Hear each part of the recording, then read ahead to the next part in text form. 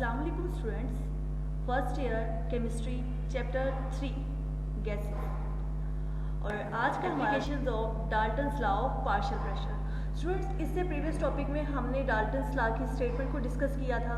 हमने Dalton's law के दो अहम पॉइंट्स को डिस्कस किया था, जिसमें एक में हमने बात की थी कि हम किसी भी आइडियल गैस के मिक्सचर जो है हमारे पास हो और हम उसको कैसे उसका प्रेशर कैलकुलेट करेंगे, हम उसका टोटल प्रेशर कैसे कैलकुलेट कर सकते हैं, हम डिफरेंट गैसेस का पार्शियल प्रेशर कैसे कैलकुलेट कर सकते हैं मिक्सचर बेस पे।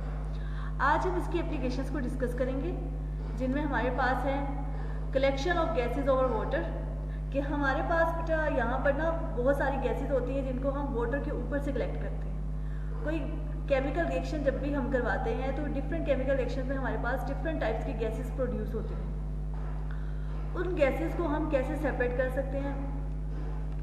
सेकेंड है हमारे पास रेस्पिरेशन प्रोसेस, जो हमारा सांस लेने का अमल है, ब्रीथिंग प्रोसेस है, उसमें भी डाल्टन्स लॉ का इस्तेमाल होता है। कैसे इस्तेमाल होता है उसको हम डिटेल में डिस्कस करेंगे। इसके बाद है ब्रीथिंग एट हायर एल्टीट्यूड्स।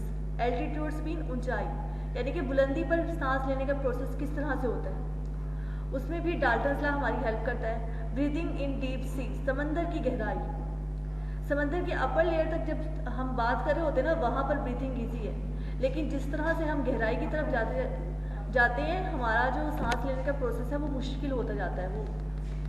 तो आज हम इन चार एप्लीकेशंस को डिटेल में डिस्कस करेंगे। सबसे पहली application, collection of gases over water.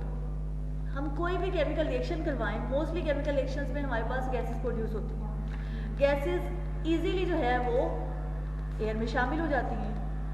जैसे यहाँ पर डायग्राम है, इस डायग्राम में आप देखिए यहाँ पर एक जार मेंशन हुआ है, यहाँ पर एक जार मेंशन है। अगर आप इस जार को देखें तो यहाँ पर ये जो केमिकल रिएक्शन हुआ है, इस केमिकल रिएक्शन के नतीजे में ऑक्सीजन गैस बनी। अब ऑक्सीजन गैस जो है ना यहाँ पर हम कलेक्ट कर रहे हैं। इस जार को लगाने का मकसद ये है कि गैस जो है ना अब यहाँ से बाहर नहीं जा सकती, अब गैस इसके अंदर जा रही है। जैसे जैसे गैस इस जार के अंदर जाती जाएगी वैसे वैसे यहाँ से पानी का लेवल कम होता जाएगा और ऑक्सीजन गैस इस जगह पर आती जाएगी। लेकिन एक और काम यहाँ पर हो रहा है, यहाँ पर ऑक्सीजन गैस के साथ साथ कुछ वाटर वेपर्स भी मौजूद हैं जो कि इस ऑक्सीजन गैस के आसपास मौजूद हैं।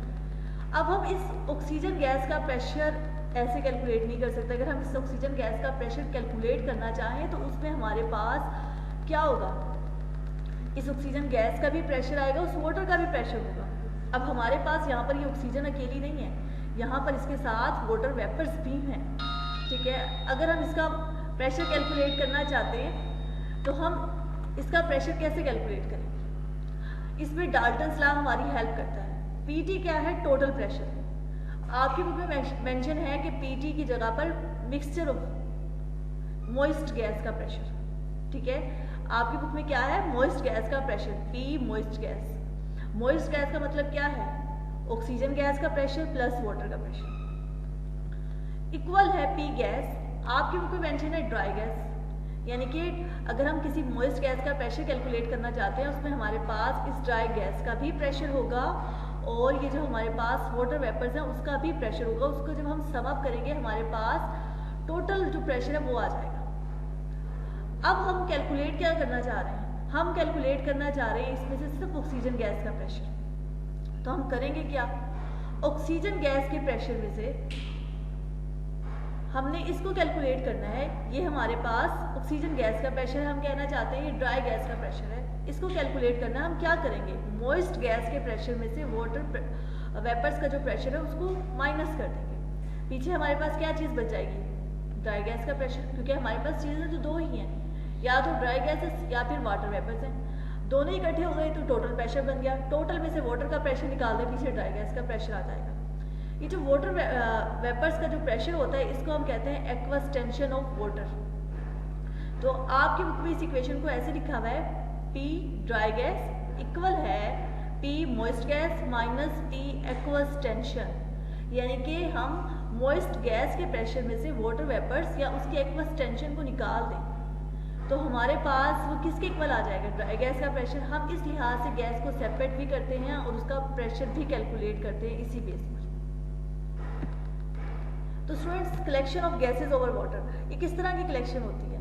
हमारे पास डिफरेंट टाइप्स की गैसेज होती हैं, कुछ लाइट गैसेज होती हैं, कुछ हैवियर गैसेज होती हैं। जो हैवियर गैसेज होती हैं उनको हम इजीली सेपरेट कर लेते हैं, लेकिन जो लाइट गैसेज होती हैं उनका हम पहले पार्शियल प्रेशर उसका वो मेजर करते हैं, फिर उस लिहाज से हम डिफरेंट प्रोसीजर इस्तेमाल करते हैं और उस बेस पर उस गैस को सेपरेट करते हैं। अब चलते हैं नेक्स्ट एप्लीकेशन की तरफ। रेस्पिरेशन प्रोसेस, सांस लेने का अमल। सांस लेने के अमल में हमारे पास दो चीज़ें शामिल हैं, एक ऑक्सीजन गैस और एक कार्बन डाइऑक्साइड गैस। अब ये जो प्रोसेस होता है इसमें पार्शियल प्रेशर का बहुत अहम रोल है। पार्शियल प्रेशर जो है ऑक्सीजन का एयर में 159 टोर है, लेकिन जो हमारे लंग्स हैं, लंग्स में पार्शियल प्रेशर जो है ऑक्सीजन का 116 टोर। अगर हम देखें तो एयर में ऑक्सीजन का प्रेशर ज़्यादा है, लंग्स में कम है। अब ज़्यादा प्रेशर से लो प्रेशर, यानी कि कोई भी गैस मूव करेगी हाई प्रेशर एरिया से लो प्रेशर एरिया की तरफ। अब हाई प्रेशर एरिया कौन सा है? एयर में।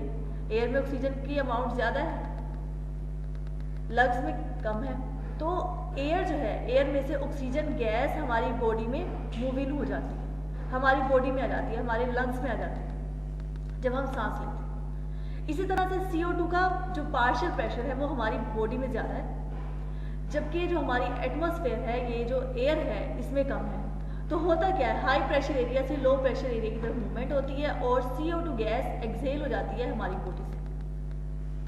Application, respiration at high altitudes या ब्रीथिंग एट हाई एल्टीट्यूड्स। ऊंचाई की तरफ जाते हैं, जितना ज़्यादा हम ऊंचाई की तरफ जाते हैं उतना ही कम प्रेशर होता जाता है। हमारा जो लिविंग सिस्टम है, हमारी जो बॉडी का सिस्टम है, वो 1116 टोर इतना प्रेशर रखता है ऑक्सीजन का, और एटमॉस्फेरिक प्रेशर कितना चाहिए होता है? 159 टोर। लेकिन जैसे हम ऊंचाई की तरफ जाते हैं, जो 159 टोर जो प्रेशर है वो कम होता जाता है, जो कि हमारी बॉडी के लिए सूटेबल नहीं होता। तो अगर हम बहुत ही ज़्यादा ऊंचाई पर जाएं, जैसे कि अगर हम बात करें एरोप्लेन्स की, तो वहाँ पर क्या होता है, वहाँ पर प्रेशर बहुत ही ज़्यादा लो होता है। इतनी कम प्रेशर में जो एरोप्लेन में जो लोग बैठे होते हैं, ठीक है, जो मुसाफिर हैं वहाँ पर, तो उनके लिए सांस लेना बहुत मुश्किल हो जाता है। अब वो सांस लेने के लिए क्या करते हैं? जो एरोप्लेन है उसका डिज़ाइन ही ऐसा होता है कि जो गैस है वो कंप्रेस होती है, कंप्रेस गैस को उस कैबिन में लाया जाता है, वो कंप्रेस गैस कैबिन में मौजूद गैस के साथ मिक्सअप होती है और एक इन्वायरमेंट क्रिएट हो जाता है जो कि हमारी बॉडी लेवल के लिहाज से सूटेबल होता है। इसी तरह से अगर हम बात करें समंदर की गहराई की, तो जैसे जैसे हम समंदर की गहराई के अंदर जाते हैं वैसे वैसे प्रेशर जो है इंक्रीज करता जाता है। अगर हम काफ़ी ज़्यादा गहराई में चले जाएं तो प्रेशर बहुत ही ज़्यादा इंक्रीज कर जाता है। तो होता क्या है, ये जो गोताखोर होते हैं, सी डाइवर्स जो होते हैं, वो साथ में सिलेंडर लेकर जाते हैं। अब सिलेंडर में वो नाइट्रोजन गैस को नहीं लेकर जाते। अगर हम एयर की बात करें, नॉर्मल एयर जो हमारी है, एटमॉस्फेरिक है, तो इसमें हमारे पास ऑक्सीजन है, नाइट्रोजन गैस है। नाइट्रोजन गैस की अमाउंट ज़्यादा है, ऑक्सीजन गैस की अमाउंट कम है। लेकिन अगर हम ज़मीन की समंदर की गहराई की बात करें तो उसमें क्या होगा, नाइट्रोजन गैस का प्रेशर भी बढ़ जाएगा। अगर हम सिलेंडर में नाइट्रोजन गैस को और ऑक्सीजन गैस को मिक्स करके लेकर जाते हैं तो क्या होगा, नाइट्रोजन गैस का प्रेशर ज़्यादा हो जाएगा और वो हमारी बॉडी में ज़्यादा अमाउंट में जाएगी। जब हमारी बॉडी में ज़्यादा अमाउंट में जाएगी तो नाइट्रोजन गैस अमोनिया बनाती है। अमोनिया इंतहाई जहरीली गैस है, तो उसकी वजह से क्या होता है, डेथ वाक़या हो सकती है।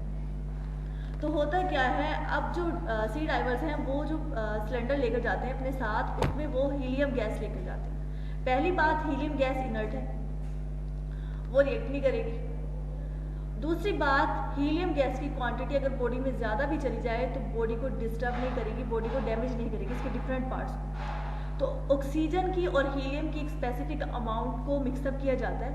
ये स्पेसिफिक अमाउंट डिपेंड करती है कि आप कितनी गहराई में जा रहे हैं समंदर में, उस लिहाज से आप स्पेसिफिक अमाउंट जो है इसको सिलेंडर में भरते हैं और फिर उसको साथ इस्तेमाल करते हैं सी डाइविंग के लिए। तो स्टूडेंट्स, आज हमने 4 एप्लीकेशंस को डिस्कस किया।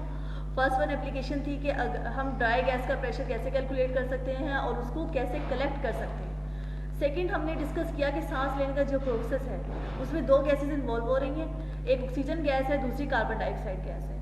होता क्या है गैस की मूवमेंट होती है हाई प्रेशर एरिया से लो प्रेशर एरिया की तरफ। अब हाई प्रेशर जो है ऑक्सीजन का एयर में ज़्यादा है, बॉडी में कम है, इसलिए एयर जो है हमारी बॉडी में मूव इन हो जाती है।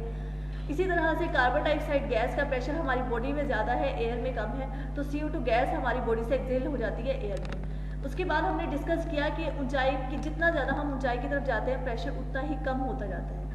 प्रेशर जितना कम होगा हमारी बॉडी को ऑक्सीजन प्रॉपर नहीं मिल पाएगी। जब हमारी बॉडी को ऑक्सीजन प्रॉपर नहीं मिल पाएगी हमारी डेथ भी वाक़ हो सकती है। इसी तरह से अगर हम समंदर की गहराई में जाएं तो हमारे पास प्रेशर बढ़ता जाता है। अगर हम उस प्रेशर पर नॉर्मल एयर को सिलेंडर में भरकर लेकर जाएं और उसकी मदद से अगर हम सांस लें तो होता क्या है कि नाइट्रोजन गैस का प्रेशर ज़्यादा होता है और वो ज़्यादा तेज़ से बॉडी में मूव करती है, जिसकी वजह से वो अमोनिया बनाती है और अमोनिया बॉडी के सेल्स को डैमेज करती है और उसकी वजह से भी डेथ वाक़या हो सकती है। इस लिहाज से नाइट्रोजन गैस की जगह हीलियम गैस को सिलेंडर में भरा जाता है और हीलियम गैस नोबल गैस है। नोबल गैसेज इनर्ट होती है, रिएक्शन नहीं शो करती, तो इनर्ट गैस होने की वजह से ये बॉडी के सेल्स को डैमेज नहीं करती। दूसरी वजह क्या होती है कि बॉडी में अगर ज़्यादा भी चली जाए तो ये हमारी बॉडी को डिस्टर्ब नहीं करेगी, उसका बैलेंस कुछ भी डिस्टर्ब नहीं होगा। और ऑक्सीजन की क्वांटिटी हम रखते हैं कम, हीलियम गैस की क्वांटिटी हम रखते हैं ज़्यादा। जितने ज़्यादा हम गहराई में जाएंगे हीलियम और ऑक्सीजन गैस की जो क्वांटिटी होगी, उसकी जो अमाउंट होगी, उसका जो प्रोपोर्शन होगा वो चेंज होता जाएगा, डिपेंड करेगा कि हम कितनी गहराई में जा रहे हैं। ओके स्टूडेंट्स, अल्लाह हाफिज़।